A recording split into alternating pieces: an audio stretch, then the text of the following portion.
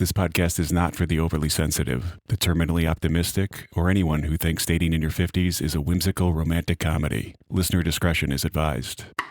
This is Girls Can Tell with your host, Trent Erickson. I just need to know where we stand. She's pacing with the phone in hand, checking for a reply that's 17 minutes late. He sent 6 texts in an hour, each one a little more desperate than the last. You might excuse it by calling it being invested, but psychology calls it anxious attachment. Welcome to part 2 of the series on why your relationships might feel like emotional roller coasters. We're getting into anxious attachment, how it messes with your dating life, and how to stop confusing anxiety for connection. Anxious attachment doesn't just appear out of nowhere, it's rooted in your childhood. Again, just like avoidant was. While avoidants often had parents who were emotionally distant or dismissive, anxiously attached kids had inconsistent caregivers. So one day mom or dad was warm and loving, and the next they were distant, distracted, or just really not there physically or emotionally for them. There's an experiment they did in the 70s where they took a baby, they briefly separated them from their mothers, and then reunited them.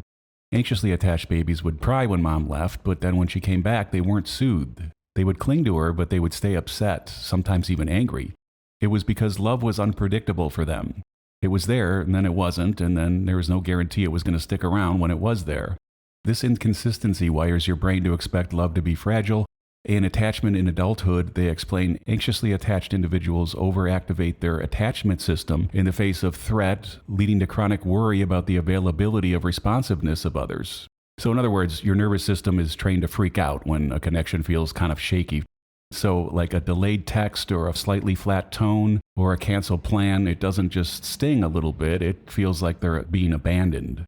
If you're anxiously attached, dating might feel like a constant emotional tug of war. You're not literally crazy, but to someone who doesn't actually get what's going on, your behavior probably looks a little overly intense, to say the least. Here's what's happening inside the anxious brain. Clinginess disguised as passion. You text multiple times in a row, want to spend every moment together, and need reassurance even after the smallest disagreements. You might tell yourself, I just love intensely. But it's not love, it's fear of losing them. Overanalyzing everything. You're rereading text over and over. And why did they use a period instead of an emoji? Did I just say something wrong? Did I piss them off? A 10-minute delay can spiral into a full-blown panic. Fixating on slights, a missed call or rescheduled date or something just feeling off can send you into a tailspin. You assume it's about you and that you've messed up somehow. Fear of being too much. You apologize for your emotions, for asking for clarity, or just wanting to feel secure. You're terrified your needs will scare them away, but you can't stop feeling anxious. And chameleon mode, which is when you mold your identity to match theirs, like you binge their favorite shows or adopt their hobbies, even shift your personality to feel worthy.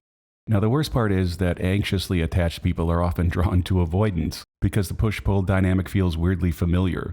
It's like your childhood all over again, constantly chasing someone who's emotionally unavailable, hoping this time you'll finally win. It's a game that never ends, with everybody feeling like they got gut punched by Larry Mondello too many times. And yeah, I just dropped a Larry Mondello reference. Deal with it. Most of you probably don't know who that is, and you probably shouldn't. You see, he was the beaver's friend. I won't explain it. That even sounds worse. Let me set the scene. Let's call this person Trent. Now, Trent is dating someone who's completely hot and cold. One day they're all in, they're planning dates, sending sweet texts constantly, making future plans. The next, they go on their weekly work trip and they become a different person altogether. Distant, vague, silent, every time. Even after multiple conversations about how that feels. Now, that kind of whiplash would make anyone anxious, even someone like Trent, who normally leans secure, but for someone already wired anxiously, it's like emotional torture. You start asking yourself things like, what did I do? Or how can I fix this? So then you send more texts, plan something special for when they get back, anything to feel connected again, but nothing really feels like enough. The anxious avoidant pairing is practically a sitcom plot. One person craves closeness, the other runs from it, one chases, the other ghosts. It feeds itself. The anxious person panics and the avoidant shuts down. Both walk away feeling like they're victims. And it's not just emotional, but it's also physical. Research shows anxious attachers have heightened amygdala activity when they sense rejection. That's your brain's fear center lighting up, so no, you can't just play it cool. Your nervous system is screaming at you. If any of this feels familiar, know that anxious attachment is a learned response, not your identity and not your fate either. The goal here is earned, secure attachment, learning to feel safe in relationships without needing constant proof that you're not being abandoned. Here's how to start breaking the cycle. Pause before reacting. The 2 a.m. urge to send a long emotional text?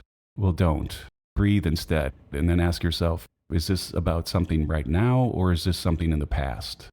Either journal or vent to a friend. So give yourself a place to process that isn't your partner's inbox.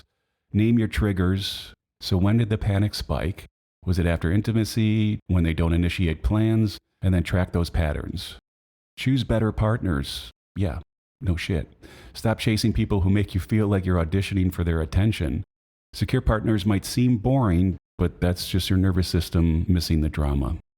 If you're dating someone with anxious attachment, don't dismiss their needs. Saying they're needy or too much, that's just detrimental. Reassurance without enabling. Try something like, I care about you and I'm here, but I also need some space. Be consistent. Small, predictable behaviors build safety. Safety calms anxiety. Sometimes the healthiest move is to leave. If your partner can't or won't meet you half or part of the way, stop torturing yourself and get out. One tip you might want to try this week. So after a trigger, wait 1 hour before responding or reaching out. In that hour, write down what you're feeling, then reread it. 90% of the time, it cools down on its own and you don't need to do anything after that. Anxious attachment isn't romantic. It's your nervous system in survival mode.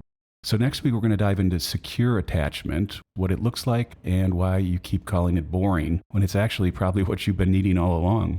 Drop us a voicemail at girlscantellpodcast.com by hitting the mic button on the bottom right corner, or you can email us at girlscantellpodcast@gmail.com. Subscribe on all the things at Girls Can Tell Podcast. You know where to find it. And don't think you're asking too much if you're an anxious attached person, and it's not a death sentence. You can heal yourself from this. You're really just asking for the right person that can show up and kind of understand your struggles or be willing to try. Until next time, or whatever I say at the end, which is not this. All right, Holly. We'll go for a walk.